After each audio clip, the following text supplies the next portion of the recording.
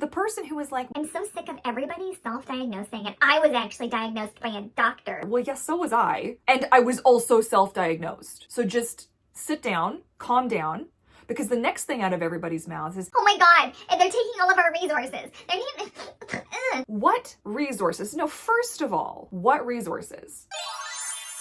Today I wanted to answer some of your autism related questions off of my autism assessment, my other 2-3 videos, however many there are now. You guys have left some fantastic questions for me, and instead of making like 58 different videos covering all of these little questions individually, I thought I would just make one video that kind of answers as many as I can, and then I will make more content going further in depth into all of these things, as many of them as possible. It's very overwhelming. I'm very overwhelmed. There are hundreds of comments. I don't even know what to do with myself. So this is where we're starting, okay? So one of the most commonly asked questions was, Courtney, do I actually need to have a binder? Do I need to make a binder? Do I need to do all the screening, like the pre-screening stuff? Do I need to do I need to have it? Do I need to do it? This has been a very handy thing for me to have, just so that I can say like, no, I've done all my research. I know that this is for me. This is where I'm going. This is all the evidence right here. Because also the working memory and like my long-term memory and just memory in general is sometimes great and sometimes trash.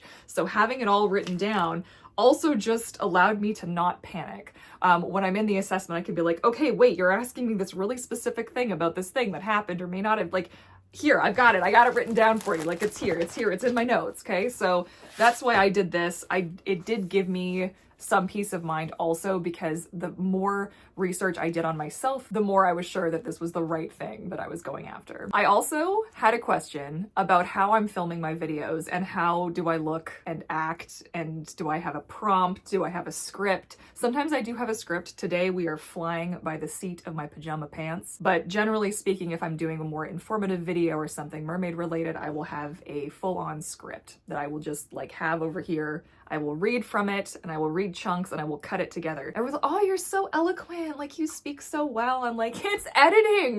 There's a lot of jump cuts. Honestly, you'll see it. I've shattered the glass for you. So now you're going to see all of my little jump cuts. Multiple takes. Like, I've been filming already for 10 minutes and 12-ish minutes, and probably only a couple of minutes are we into the video. So there's a lot of like me randomly staring off into space and me jumbling up my words or saying something that makes completely no sense and having to try again. So I just leave it rolling. That's my biggest tip to you. Also practice. I've been on YouTube since 2000 and I don't even know, 2011-ish, give or take. And so I've been making content on here, and you do get better at it. You do get more comfortable at it. I'm also like most people want to look at themselves, and I know a lot of autistic folks like to do this where we just watch ourselves. I do it. I check periodically, like, okay, is the face doing the right thing? For sure. The camera that I'm looking at, it may look like I'm looking at the camera. I'm actually I'm just looking right past it. I'm just looking right past you guys. I'm not looking at the camera. I can't like, so thank you for all the compliments, but know that it's also all fake. If I was actually this good, I'd, really. Yeah. I also had just an overwhelming number of you who thanked me for that video, and a lot of you guys asking like, what was it that actually kind of fell apart in my life when I posted that video. It's very personal. I'm not going to get into everything that happened when I posted that video. It was extremely traumatic. It was not good. It was very bad.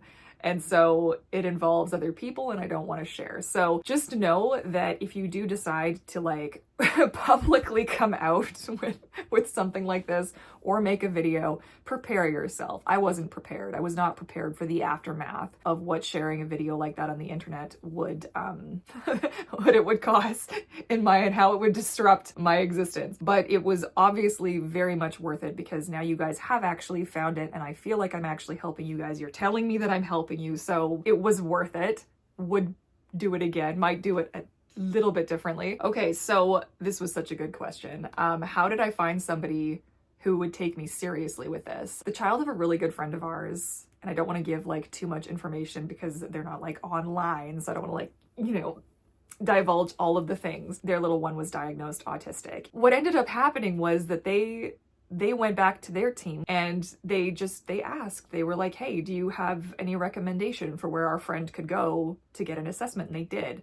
And so it was like fate, maybe. I don't really know. It was really hard. And I still, when it comes to getting people to take me seriously, I've come to the point now where I just don't really give a if you have a problem with me, like, too bad. I'm so not into pretending anymore. Like this is what you're gonna get. This is it here. I also don't allow myself anymore to kind of like, like, like, oh no, it's not a big deal. Like, I will straight up just say, so I had to go for an appointment to a walk-in clinic, and I was in an immense amount of pain when I went in. I just needed to see somebody. I needed to get help. I sit down and I've got headphones on, I've got sunglasses on, and I say to this doctor, and bless him for being like so cool with this, I just said, okay, before we start, I need you to just know I am here because this is serious.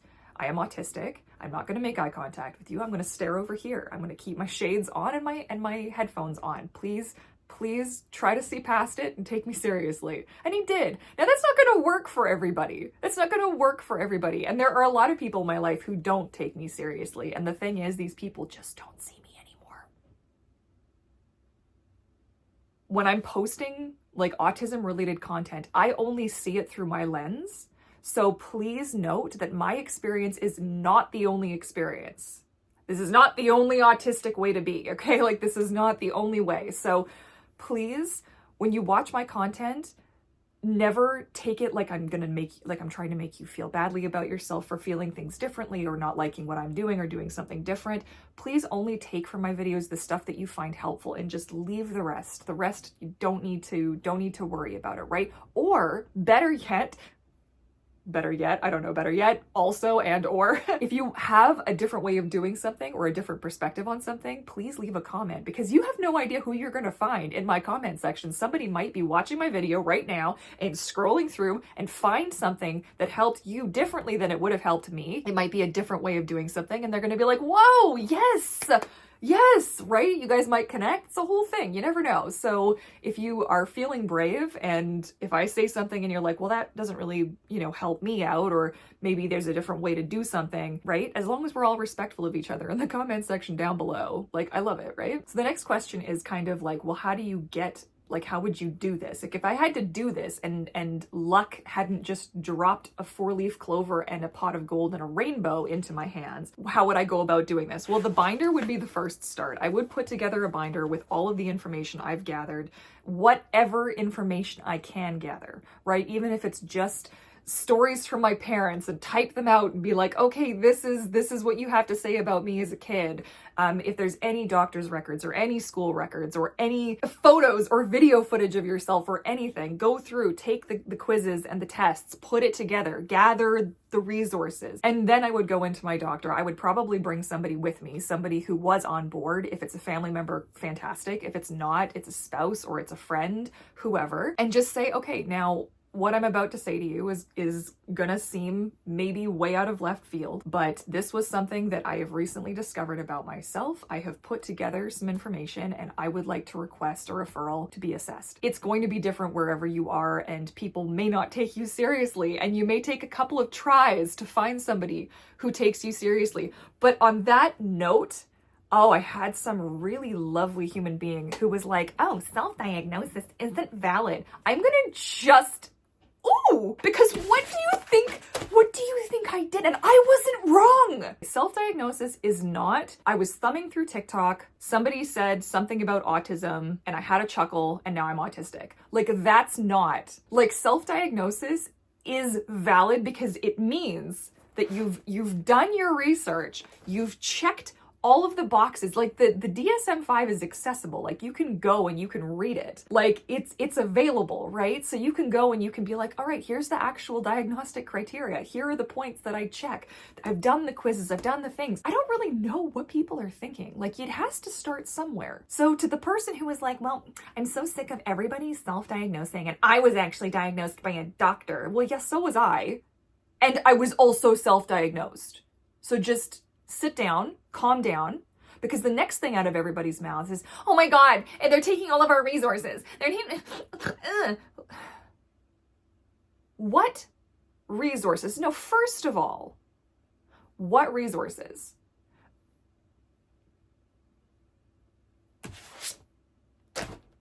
Have you got resources that I don't have? Because I got no resources, okay? There were no resources. There was a huge bill to pay, okay? There was a bunch of trauma and emotional damage, okay, that came out of that. There was burnout galore, okay? Resources. I didn't get, what resources are you talking about? Like, I'm still recovering, man. Oh, just zip it. The whole point of self-diagnosis is that you've learned something about yourself and you can change your environment. You can change some of the things that you're doing, modifying some of your habits to make your life easier. Maybe it will help people to understand you better. And if, please, because I know there were many of you who weren't, they're like, well, I'm not actually autistic, but I'm watching this because I want to help a friend or whatnot. If you have somebody, you're not autistic, okay? And you have somebody in your life who comes to you and they say that they're autistic and they've done everything they need to do and they're like, I'm serious about this. I believe I'm autistic. Please just roll with it. Okay, please. Like, let's not on this person. Let's not be that guy.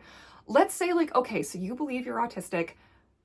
I'm on board. What can I do to alleviate some of the that you're dealing with? How about that? How about that for a nice thing? Wow, this is turning into a rant. I promise we're going to get back to questions in just a second, but this was something that came up more than once and I just was like, okay. It could be something so simple as when you have this person over, you dim your lights. You offer them a quiet space to be. If you're going to have a party or you're going to have a thing and you don't not invite them, just say like, okay, hey, so this is when, and give them a time, actually like, please show up here, okay? And be like, now, if you're going to need some quiet time, I'm going to make sure that the spare bedroom or there's going to be like the bathroom or somewhere outside. I don't care where, you can discuss it with them and come up with something that works. Don't question them when you see them rocking their over-the-ear headphones, right? Don't, you know what I mean? Like, it's just try. If you don't want to be friends with this person, okay, I guess fine, decisions are made there. But if you still want to be friends with this person, maybe try to see the world and understand that, like, we're not out here trying to be difficult. Like, we're not trying to give you a hard time. We're actually having a hard time. Right? Like, seriously. I'm just having like flashbacks of times that people were just so and said really things to me. And I'm just like, you know what? You had no right to make that assumption about me, and shame on you. And if you have such an issue with me, why don't you come to me and say it to my face? I'm telling you, some of the things, it's brutal. So another really common question that I can see on here is why? Like, why did I feel the need to go and do this to myself? Like, what was the thinking? There were a couple of really mean ones that I deleted, but like, why did you have to go and do this? I'm not gonna like literally repeat my rant, but I did actually cover this, I think kind of twice in 2 previous videos.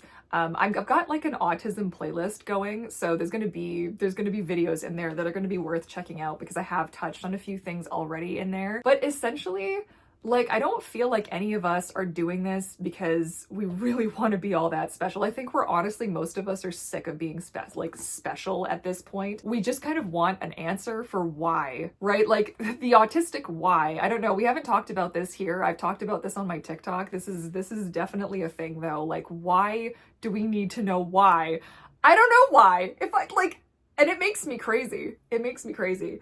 But mostly I think we do this, and I'm sort of speaking generally here. There are many reasons why you might want to get an autism diagnosis. I just needed to know why. I just needed to know why.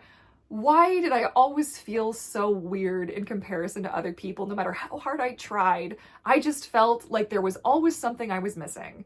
And always, like, everybody had the instruction manual and like I didn't. Like, everybody knew how to play the game and like I was just missing pages like 3 and 7 of the guidebook. You know what I mean? Like, I just couldn't understand it. And I didn't understand why people would get mad at me for things that I was like, but why? You know? And I wanted an explanation. So That was in a nutshell. I've talked about this in those other videos as well, but it's such a personal thing, and everybody's reasons are going to be a little bit different. But I feel like largely many of us can agree that we just wanted a little bit more understanding of ourselves and why the world seems to treat us just a little bit differently. So another thing that I wanted to touch on is there are so many of you who are saying, like, I'm on a wait list, I don't know what to do in the meantime, like I've just been waiting and waiting and waiting and waiting, like what do I do? I want to really suggest, I was gonna be like recommend, but no, I really want to suggest that something that you can do in the meantime is to start accommodating yourself. Start allowing yourself to be yourself. And this is going to be that's a whopper. So before you sit there and be like, oh my God, all the reasons why I can't do these things, really, if you do start accommodating yourself, we're going to talk about what that means in just a second, and you start to feel better, then it probably is autism. This is a beautiful thing. It's just glorious. But like, if you start to wear earplugs when you need them, I am very, very sensitive to sound. Astronomically sensitive to sound, like debilitatingly sensitive to sound. Like I will just drop. If the sound, like if a fire alarm goes off, if the cars outside where I walk are too loud, I will stop functioning. It's very scary. It's gotten really a lot worse as I've hit burnout and have been doing my best to recover. But earplugs, okay, you would be surprised.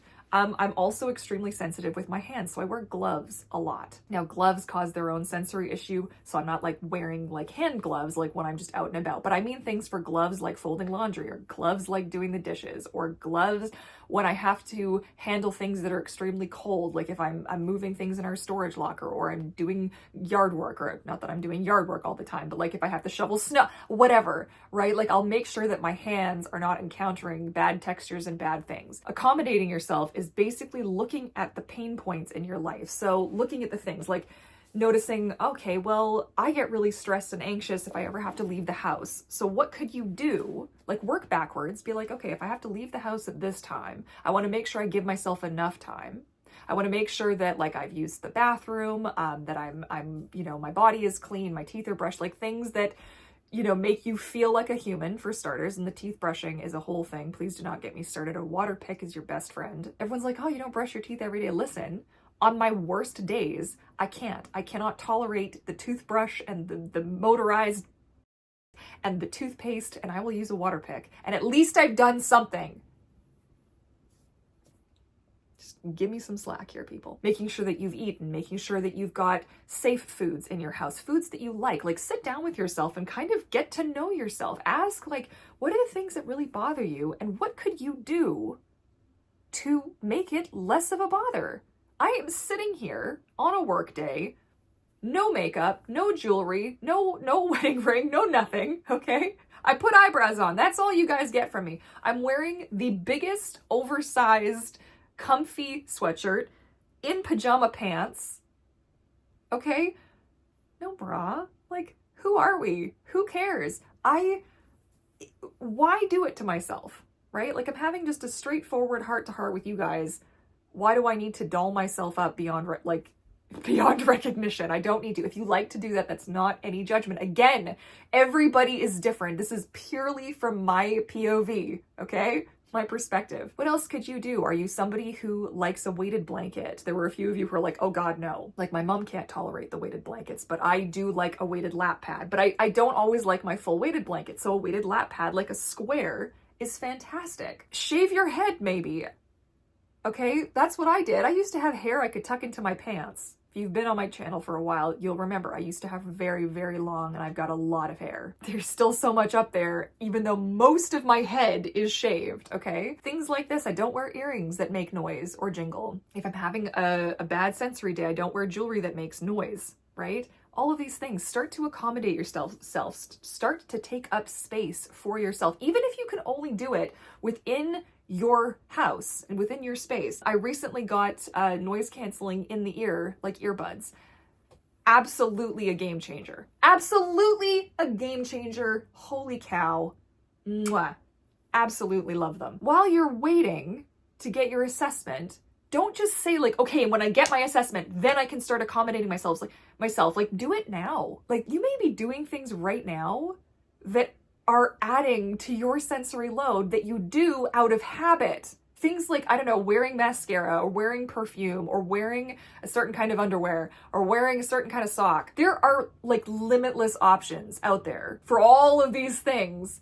You may not have found the solution for you yet, but you will. So don't wait. That's my biggest tip to those of you currently waiting on your autism assessment is don't wait to start accommodating yourselves. There's going to be lots of videos and things out there. Get some fidget toys. Like the research doesn't stop, because even if by some like remote chance, right, that you've done all your research and you're getting your assessment, you're doing the thing, and then they come back to you and like, well, you're not autistic. What if in the meantime you found tools and those tools still helped you regardless? It's just something to think about. So I've had a couple of people also ask if there were any legit options for official testing online, and not so far as I'm aware.